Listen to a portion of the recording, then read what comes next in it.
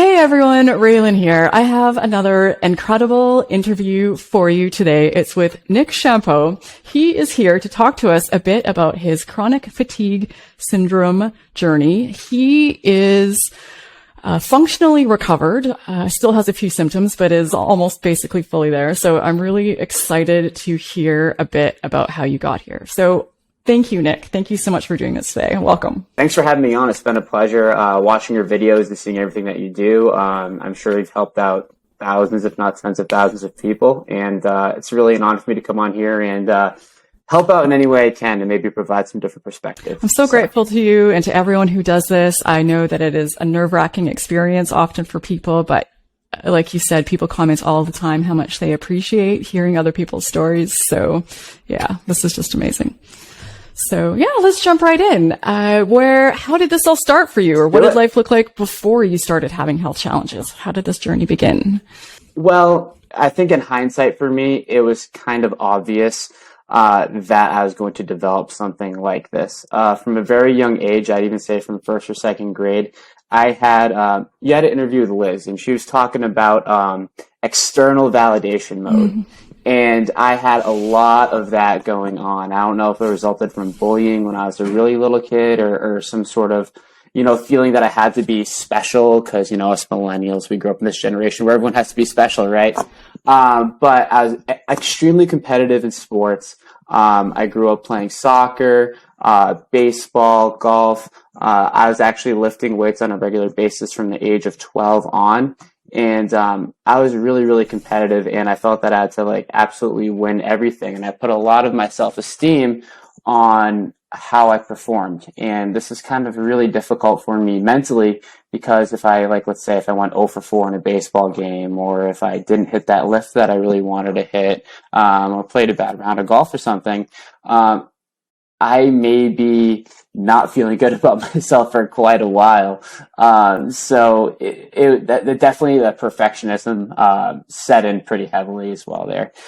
And this kind of carried on throughout my high school years. And it was really difficult to, I just basically had this really perfectionistic view of things. And as I kind of started getting older and I got into college and things like that, I started noticing my sort of anxiety and stress getting a lot worse. I decided I wanted to be a phys ed teacher when I went to college, and I think that was a fantastic choice for me. It really reflected my love for sports and things like that, and helping kids, and it really seemed like an awesome career path. But I started noticing that I was getting panic attacks. When I was a senior in college, I had actually, in the summer, I'd gotten a really bad case of poison ivy. And I got it in some, not so great spots. So I went on prednisone, and prednisone ended up giving me, really massive panic attacks. And that kind of stayed for that entire first semester of senior year. And I graduated college and things seemed all good. And then I got my first job teaching, and I hated it right away. It was really, really, really bad. I worked in a really tough school. There's a lot of behavioral challenges there. And it seemed like I was not really up to dealing with the stress, and the reality of it did not meet my expectations. And I started dealing with some other symptoms as well that were kind of coming on from the stress. I started to get some insomnia, and I was starting to kind of cope in some not so great ways, going out a lot on weekends, partying. I picked up my smokeless tobacco habit again that I had from playing baseball in college.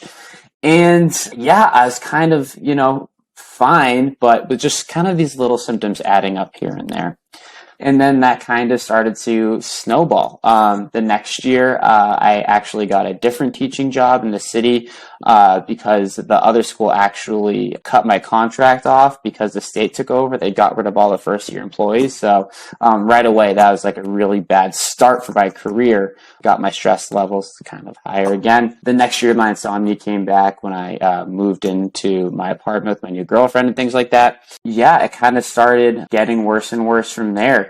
I was put on this drug called trazodone to kind of help me go to sleep. Trazodone is antidepressant. It's very sedative and things like that. And I started experiencing a lot of symptoms from that. So a lot of dizziness and a lot of vertigo and a lot of depersonalization and a lot of nervous system stuff going on from there. It's interesting to hear how early these tendencies of yours started? You said you started weightlifting when you were 12? Yeah. I wanted to have some sort of like competitive edge on everyone else. And I wanted to, sort of like be cool. And, I thought that if I could just sort of like excel in athletics, and things like that, like I would be like generally well accepted by everybody and be sort of this popular person. And that was something that was really important to me. Again, in hindsight, I think that's, really silly, but also too, in seeking so much, from what I did and not who I was, it really caused me so much stress. And, it really was just kind of like this facade of me, attempting to hide, any sort of, confidence issues that I had, which I had plenty. It made me, a lot harder than like on myself than, I should have been. Like the way I would talk to myself after, not doing something right, or even not doing well in school, or not playing well in sports, the way I talk to myself is just, I've never talked like that or say the things I say to myself to anyone else. And I just kind of had this, I kind of felt like I was living this sort of fake life almost, where like I was trying to cover up everything I was feeling on the inside with this exterior. I don't know if you ever heard of Dr. Sarno. Maybe that's been brought up in a couple of interviews. I think Daniel, who also has a really great channel, I've watched some of his stuff. I think he brings up Dr. Sarno as well. So that's going to come into, how I started progressing a little bit later on. But for now, so I started developing insomnia. I was taking the antidepressant to try to fix that. And, I basically had like a really, really bad reaction to it. And for about 3 months, I was just like depersonalized, like dizzy, a lot of symptoms that have some similarities to CFS, but not quite. For the first time, I kind of felt like my nervous system really, really, really getting ramped up almost to like some sort of breaking point. Now we're in like 2017, we're approaching the summer. I finally get over that episode with the chat zone. I'm feeling better. And then I think earlier on, I'd said my new girlfriend, it was actually my old girlfriend at the time. We had been seeing each other for 7 years. Our relationship was going downhill, and we actually broke up after that time. And, she ended up leaving the apartment, that I just bought that year. My friend came in, and basically, it's kind of where I start getting to the tipping point of where things, really start to go downhill and I start to develop CFS symptoms, is that I treated that summer kind of like a big old party. You know what I mean? Like I was kind of finally, free in a sense. So me and my friend, we were like going out to bars all the time. I was working out like 5 or 6 days a week, like a madman, because I just like really wanted to, and it wasn't for health. That's the thing too. Like on the exterior, I looked plenty healthy. Like I ate lean, trained 5 or 6 days a week, but it wasn't really for like actual health. It was for, aesthetics. It was for vanity. It was to look good, but all the while I was definitely mistreating my body, drinking all the time, using smokeless tobacco. I was umpiring baseball games. So that's my side gig that I do during the summer when I'm not teaching. I was doing that about like 5-6 days a week. Sometimes I was doing 4 games in a row, which were like 8 to 10 hour days. On the weekends, I was playing baseball, and then partying and drinking and going to the games hungover on top of that. Yeah, it was just absolutely crazy. And then what ended up happening from there is my best friend ended up getting a girlfriend super fast and then moved out in 2 weeks from when he moved in, meaning that I had to pay for everything myself, which is really tough with my teacher salary that I was getting at the time. And then in the fall, I ended up getting a new job that's a little bit closer, paid a little bit more. But to make a long story short there, I made some poor choices. So it was a traveling school, and I was supposed to travel to all these different areas and service these special needs kids and behavioral students who were struggling. And one of the schools that I went to canceled for the day. And instead of going to my main campus and telling them about it, I basically just like hung out with my now current girlfriend instead. So they found out about that. I ended up getting fired. It was really stupid, an immature mistake. But after that happened, I kind of felt like my world was crashing down. My lease was up in November. I couldn't pay for it. I had to move back in with my parents. I had no job.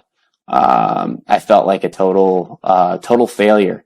I started delivering pizza for a little bit, just to make some money until I could find something serious. And then around that time too, my friend was getting married. We're taking this trip to Disney World because that's where the wedding was going to take place. And what's really interesting too, is I think in your story, you were telling me that your sort of CFS started after a trip. Yeah, isn't that does. right? Yeah. So I went on this trip with my friend who's getting married and a couple other buddies. And just because of the way the scheduling worked out, I ended up spending a good amount of time by myself because I was a really late shoe into the trip. So I wasn't involved with some of the plans that were going on. And during that time, I was spending a lot of time by myself, and I just thought, wow, like I'm such a loser. Like my friends are so far ahead of me in life right now. Like they're getting married, they have a house, really successful careers. And meanwhile, I'm moving back with my parents. I have no real job right now. Wow. Like, and I almost thought for a little bit, what's the point? I snapped out of that really quickly and, ended up going back home and things like that. But when I got back home and I actually was going to start a new job teaching at another school with more behavioral needs kids. And this time it was the kids who were going to go to prison if they did not shape up. They're going to go to a juvenile detention facility if they didn't get their act together. So I ended up working there. And I just started getting all these symptoms. At first, I noticed that I was getting these like lightheaded spells. I was getting like very sensitive to sound. Like if somebody were to like drop a pin behind me, I would just like jump up and it would just be like this adrenaline rush. Then I started noticing that I was way more tired at the end of the day than basically anyone else who worked there. And all the other teachers were like 40, 50 years old. And I was only 24 at the time. And I could like barely make it through the day. Headaches that were constant and all day. And then I developed something interesting too. And I'll be curious if anyone has this, maybe they can share in the comments, but I developed visual snow. So basically it's like, you know how like on those old school TVs, they have like the, like the static, like kind of like when you're switching channels, you kind of see that, but it's kind of like these millions of little dots that are kind of in your vision. And if it's really bright, like a blue sky, it'll be bright lights. So you'll have like these millions of bright lights kind of like all over your vision. And then at dark, it's kind of like that static. And then you also see like halos around things, and you see after images around bright objects, but also basically anything you may look at. And I was absolutely terrified of that. And I was kind of slowly losing my mind, symptoms getting worse and worse. And I ended up leaving that job after kind of like a huge incident where I had to restrain two kids who were attacking a teacher. The kid claimed that I had like choked him when in reality, I had followed every procedure I was supposed to. And after that incident, they had to do an investigation, and I was found that I was in the right and I did the right thing, but I didn't want to risk, my health or my teaching license at that position anymore. So I left there and I took the summer and I just did my umpiring, and I thought, oh, if I just relax and calm down, things will get better for me. And it actually didn't. I just kind of kept developing depersonalization. I started having a really difficult time waking up. I started getting like dizzy when I was doing exercises, and I would start to kind of have the beginning feelings of post-exertional malaise. So like I'd feel like after I like did a run or I lifted weights, I'd kind of start to like fade out. I don't know if that's like a accurate way to describe it, but I kind of start to fade out and just feel very foggy and heavy and things like that. But I never really took the time I was still working during that, and I never really took the time to just relax and just be. And the whole time too, I was still thinking that there was something brutally, brutally wrong with me, and that was just kind of firing me up even more. It was getting pretty difficult. That's quite the journey. That's a lot to go through, and there seem to be about 100 different things you brought up that I'm like, oh yeah, that feels like it's leading to a perfect storm, and also things that were very relatable. So many things from your story and your life remind me of things that I've gone through. So what were you thinking through all of this? All these symptoms were coming on. Your health seems just to be slowly declining. What were you thinking? Honestly, the worst. I thought I had a brain tumor. So I went to go get a brain scan done. That was fine. I got a lot of blood work done as well. All of that looked pretty good. I saw a psychiatrist who told me that I was going nuts and it was all in my head. And I did take a short course of a small dose of an antidepressant, which maybe took away a little bit of the pain and maybe a little bit of the symptoms for a small amount of time. But in all actuality, I think that was most likely a placebo. Mm-hmm. And then I even got worse from there. I'm still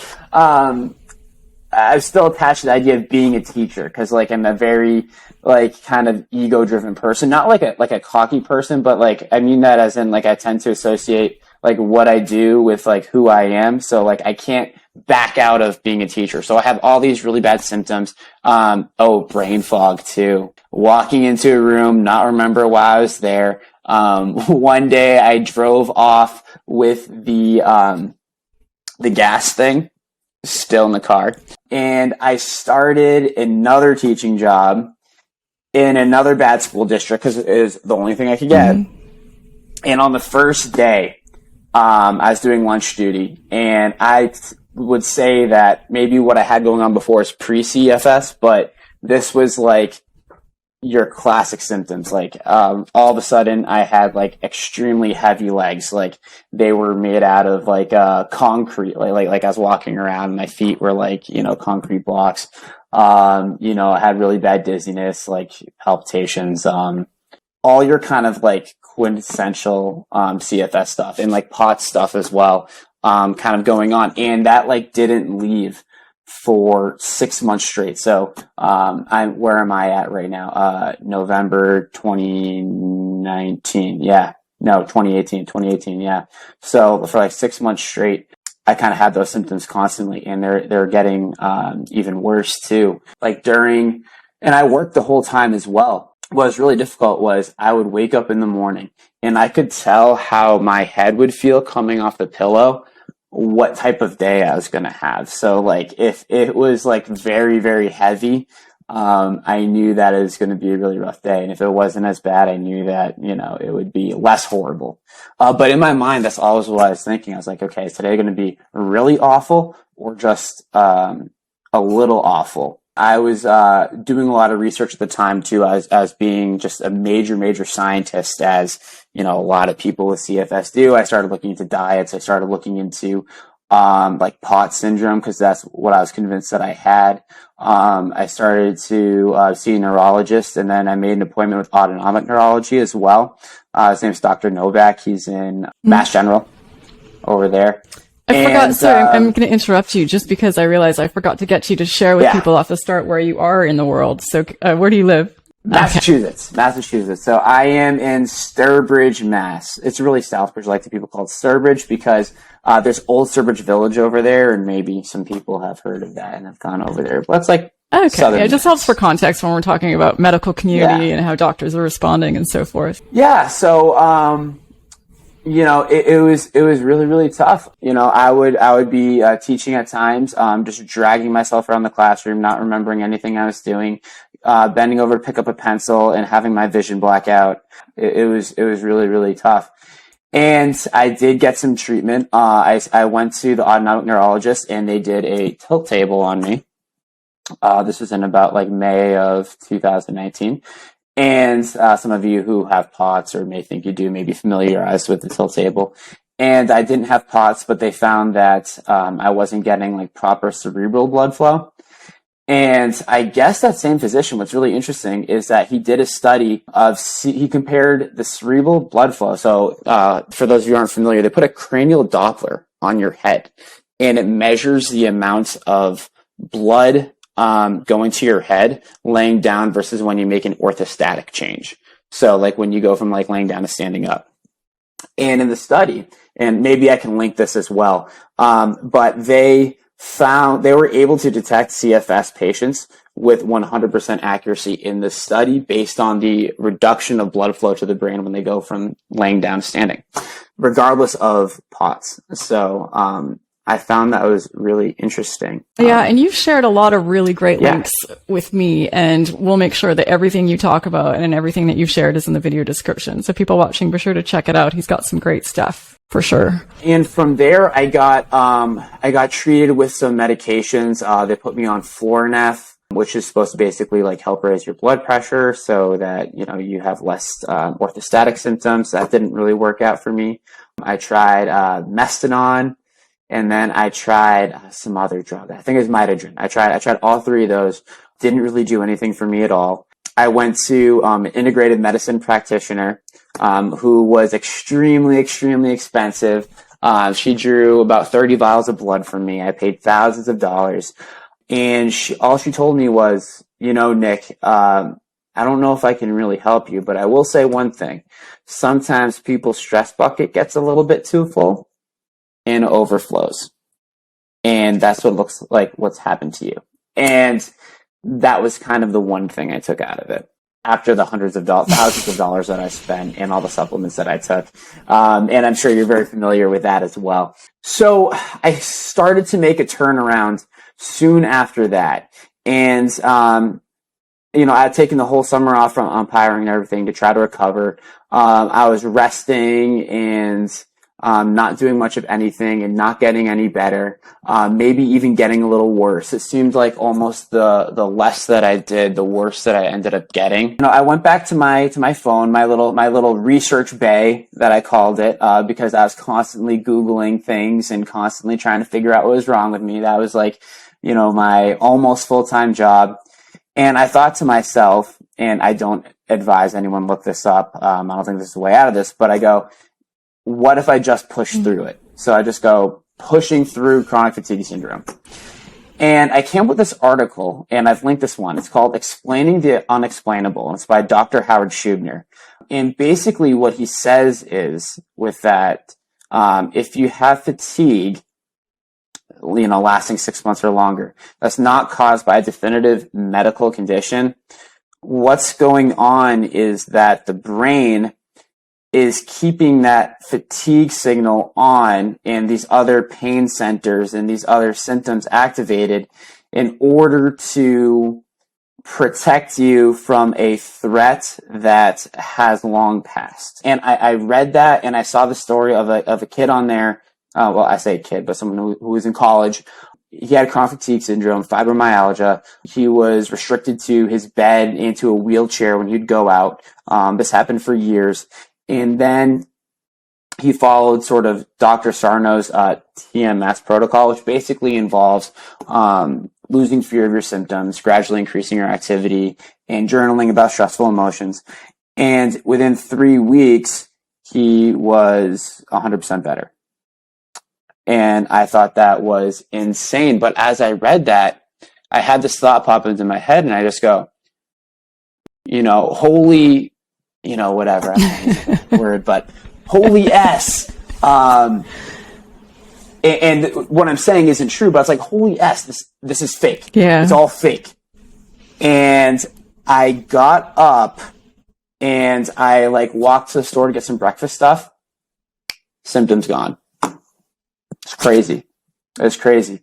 Yet it wasn't as if like in that moment, and this is a few years ago now, so I've obviously had some ups and downs, you know, between that time and now. It's not like in that moment I was healed or that my symptoms completely went away, but I think it was that switch, in my mind where like deeply realizing on a subconscious level that I was okay, that really took a lot of symptoms away. And I went to the gym that night. I did a, really aggressive workout like I used to. And I noticed like, I feel the same way that I felt walking in as I did leaving. You know, holy yes. That's insane. And as a few, as the days went on, I would still get some of these symptoms, and I still get some, crashes and things like that. But I would almost like laugh them off. I was like, I know what you're doing. I know what you're doing, brain. I know what you're doing. I'm not going to fall for it. I'm just going to chill out a little bit now. But we're fine. And I'm going to get back to whatever I want to do with life tomorrow. And I got significantly better, really, really fast. This was about 2 summers ago. And that was like fantastic. I couldn't believe it. But the problem was I really jumped head first back into life. And I think from getting over like the symptoms so fast, I didn't really learn the lessons, because I ended up going back to teach. I got an apartment on my own. I had a new girlfriend, but she's my girlfriend now. And so she's been through this with me basically the entire time. Which how hard it can be having a relationship when you have CFS. But Jenna only knew me for about 4 or 5 months before I started having all these things going on. And it's, been really rocky, and it's almost broken us up. But overall, she's been really solid, really supportive of me, and kind of having that support system, I found has been huge for me. But yeah, relationships for sure can be really, really challenging, especially when you kind of seem like you are going crazy, or you are like, the symptoms are so insane that people around you think you're making it up because you look okay. Incredible. There's so much to unpack here. I don't even know where to start. I am so happy for you. This is, I think, really inspiring. I'm glad that you're sharing this, because it's nice to hear that people can turn things around relatively quickly. For so many people, it takes years. So this is always nice to hear. So what all did your recovery journey look like? Was it primarily or 100%, the mind-body connection and working on that, or were there other aspects? How did you fully get yourself to where you are right now? Well, unfortunately, I had to go through some more ups and downs. To make a long story short, when I went back to teaching the next year, all the stress, all the symptoms came back, and I developed some new ones as well. And then I kind of started going back to like Googling and researching what might be wrong with me, going back to thinking I may have heart disease. I started getting really, really bad food reactions as well, especially after something sugary, or perhaps with like gluten.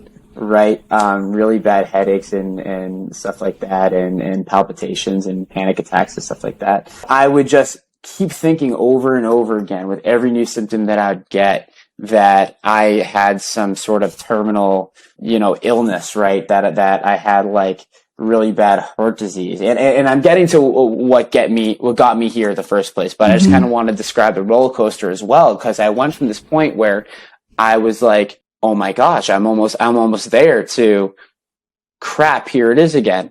When COVID first hit and we all got that break, I don't know about you. You were covered, but like for other CFS people, that break at first must have been fantastic. I knew it was for me, because I found that, kind of getting away from like the stress of work and stuff like that, I kind of started getting better again. This pattern just kept emerging where if I was stressed out about something, I had symptoms, and I had post-exertional malaise.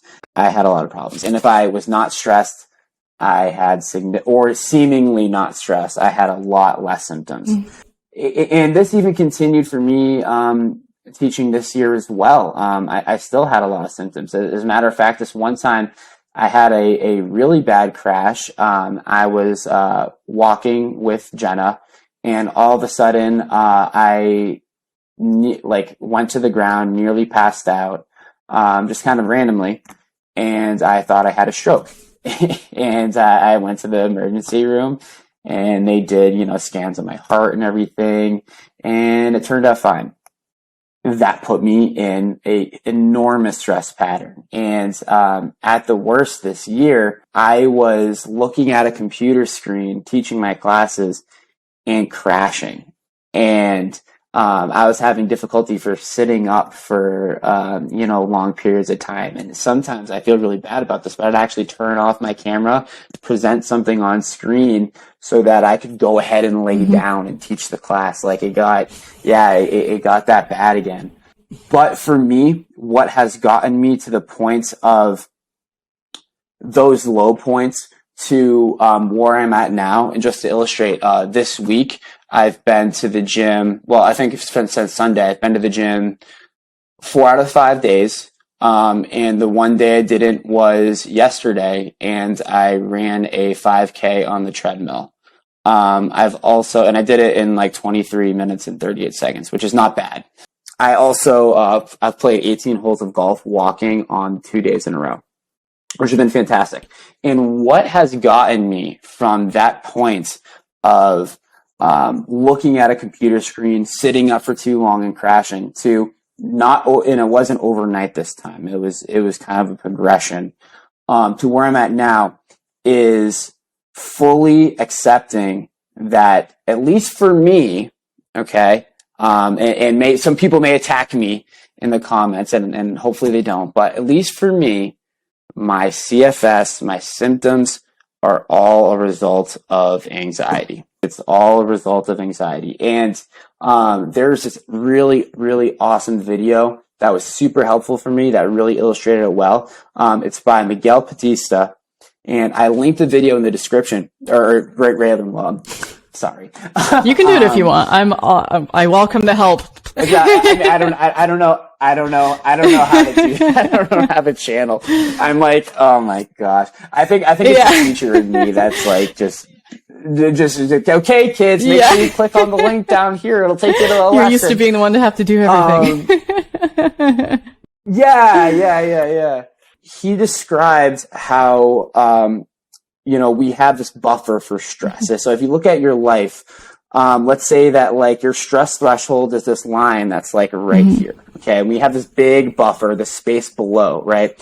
So maybe, maybe according to genetics, or I know that my mom's a very, very anxious person, and a lot of people in her family, have had, troubles in that area, right? So maybe some people's stress levels or threshold is like less. Some people it's more. But basically over time, you kind of add up all these things. So like for me, being a perfectionist, low self-esteem or low confidence. Okay, here we go.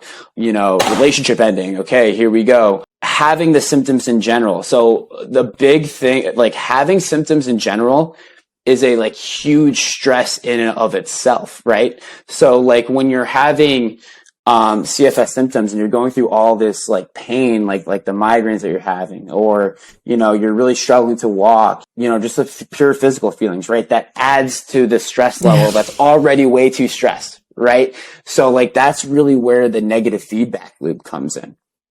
All right. And then it almost seems like everyone that I've seen anyhow with CFS, they have these personality traits, and then there's some sort of like some sort of trauma, right? So it could be virus or infection. It could be Lyme or mold, or the guy you interviewed last. He was, or at least that I've seen anyhow.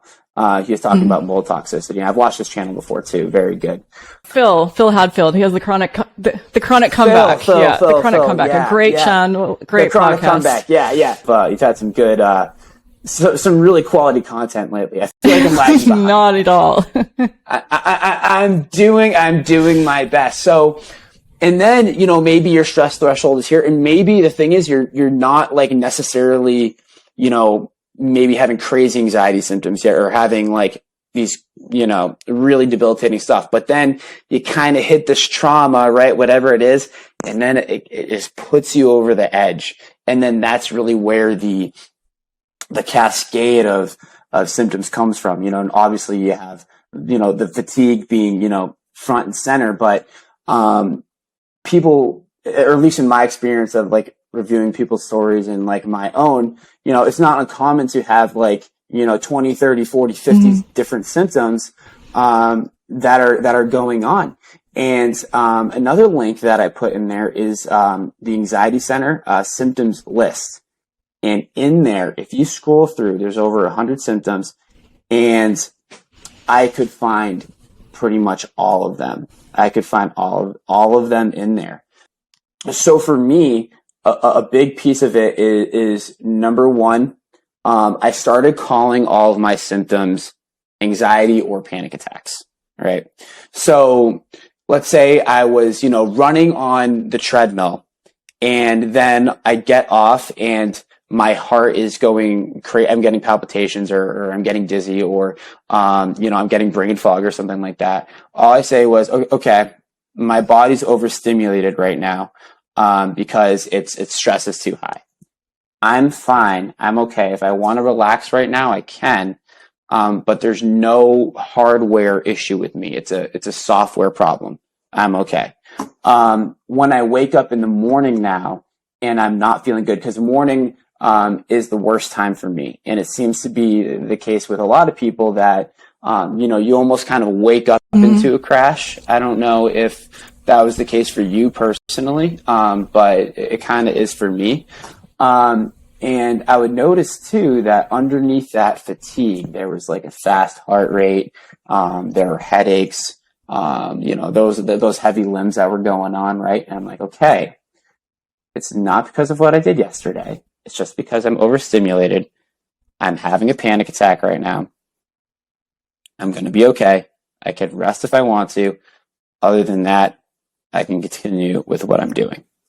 And that's kind of been the process. And the thing is it hasn't been linear. I don't think any, recovery is linear. It's been, up and down, up and down, up and down. But definitely as of late, it's in the right direction. And that's been really important for me.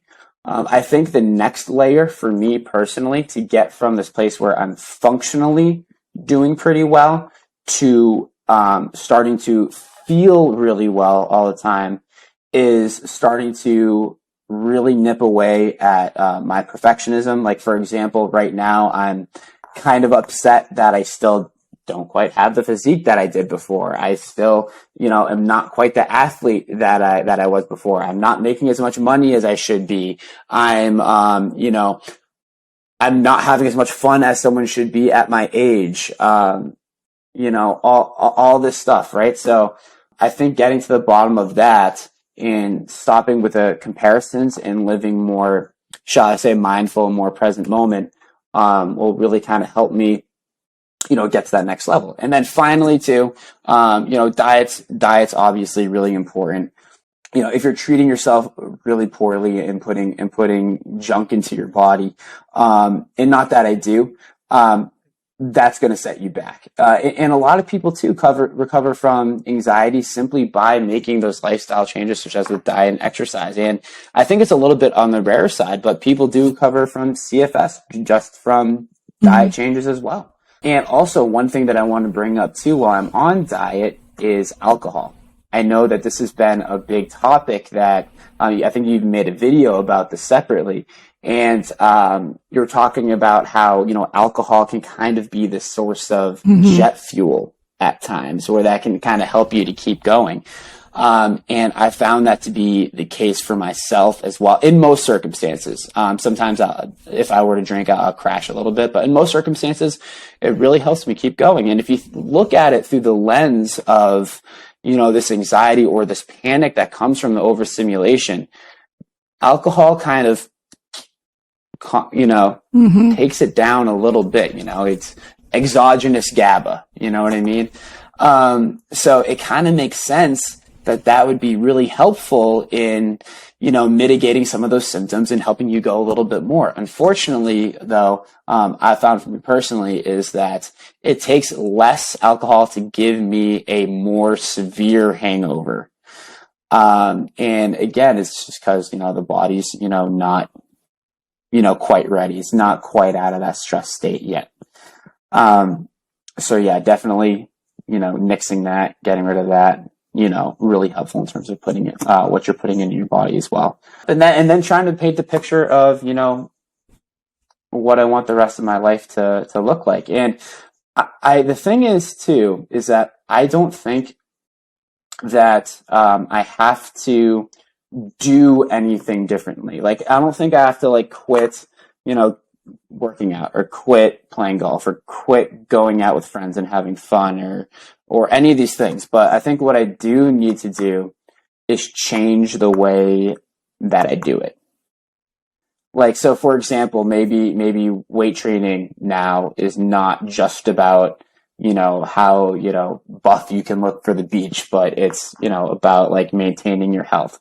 Going out with your friends is not about, getting plastered and staying up until 2 o'clock in the morning. It's about, going out and having some fun and socializing a little bit, but overall taking care of your body. Playing sports is about having fun and enjoyment, and not so much about, feeling that you have to beat people and be the best in order to be okay with yourself. So yeah, those are some of the things that I think will kind of get me all the way there. Very wise and very interesting. It's how often or how much more we're hearing things like this from people. I know this doesn't resonate for everybody, but for a lot of people it does. And your story, again, like I had massive anxiety issues leading up to my illness, like really bad. So it really does get me thinking, and the link with the alcohol makes a lot of sense.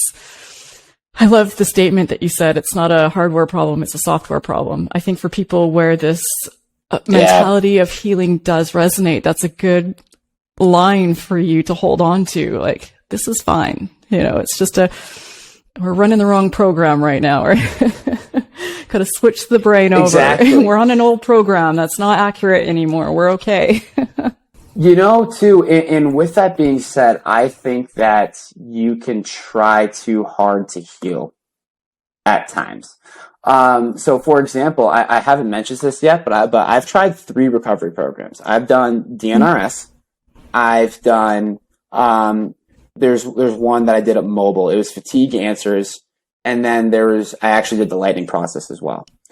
And for me, I think that I couldn't internalize it the way that they were saying. And I think that like I was expecting, me to go around these, spots on the floor reciting these things, and it was going to kind of like magically get me better. And I'm not saying that they're bad programs. I still think they're fantastic. And if someone's having a rough time, I would still go ahead and say, try them. Definitely worth your while. But I think for me personally, it got me working too hard at it and focusing on the illness too much, in my opinion. And maybe for others, I know Jason was a great example. He like did that and he was like, bam, good.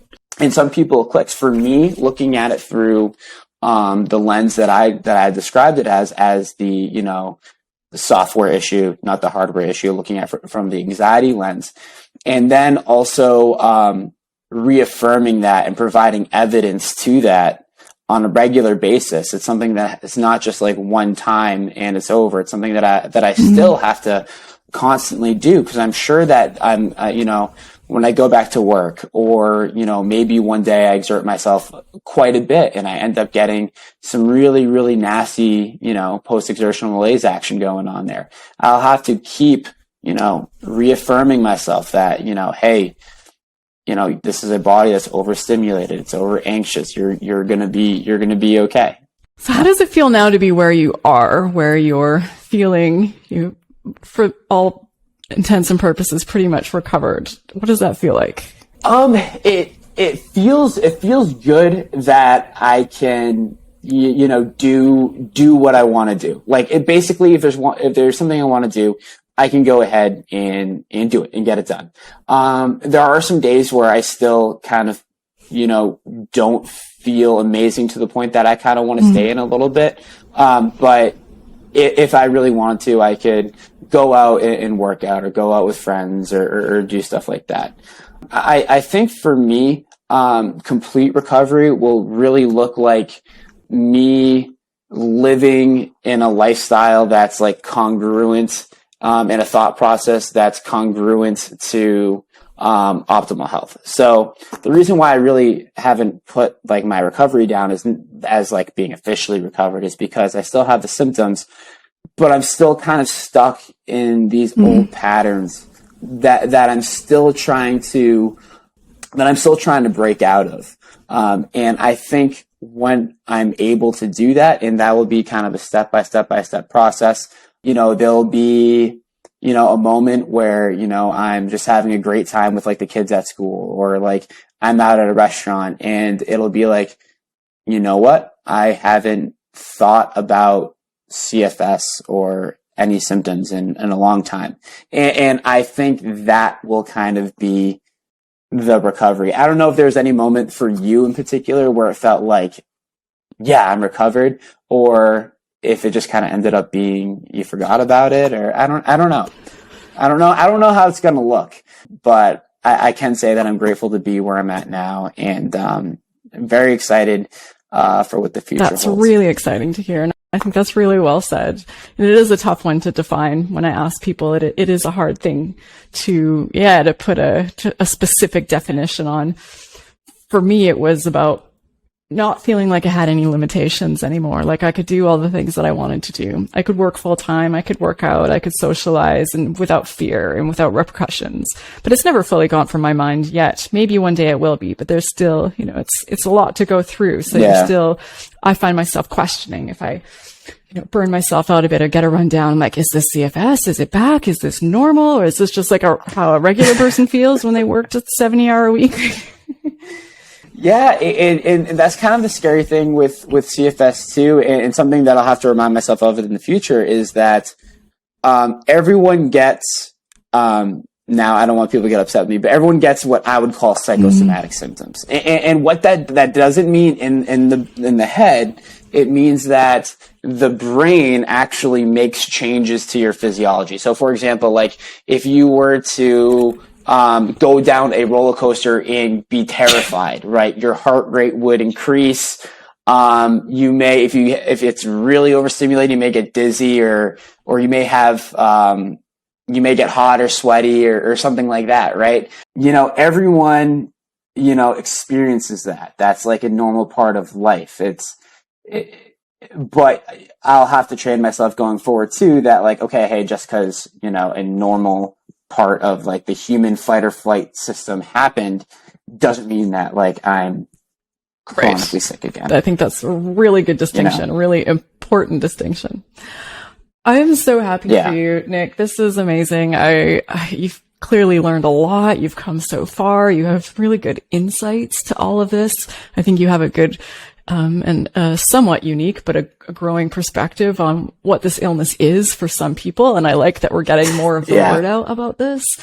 As we kind of wrap these things up, people watching know I always like to finish off with, anything you'd might want to say to people who are watching, or any advice you'd have for yourself if you could go back. What would you say? Advice for myself. So what I would have done is, number one, get all the testing that you have to get done. Get the reassurance that you're okay. Because the thing is though, is that with CFS, it can be so severe, it can be so debilitating that, I've been to the emergency room about 3 different times during this. I've had full days where I've felt like, I was dying, even like as recently as, 3-4 months ago. It could be really, really severe. So what I would say is get your testing done. And if everything comes back okay, accept that, and then invite in this possibility that it may be your brain doing this. And given that, again, not substitute for medical advice or anything like that, assuming you've got everything that you have to get done, take this path and embrace the fact that it's, your brain and your autonomic nervous system causing all these issues. And, that in and of itself, can, really ease a lot of tension. And then from there, progress slowly but surely, and start painting a picture of what you want your life in the future to look like. Because even though we weren't aware of it, there's a good likelihood that a lot of the tendencies that we've had through our past have contributed to us getting sick in the first place. So going forward, we'll have to change that. And I think on the other side, and I'm starting to get here, I'm still kind of at a point where it's like, this is kind of a brutal lesson. I wouldn't wish this on my worst enemy, and this could have been a lot easier. Don't get me wrong, but I think on the other side, there'll be like a happier, more fulfilled, less tense life. It can be a good teacher if you let it, can't it? Yeah. If you let it, yeah. Well, thank you so much, Nick. I really appreciate you having the courage and taking the time to do this. It really means a lot to me. I know that people appreciate it. So thank you so much for sharing your story today.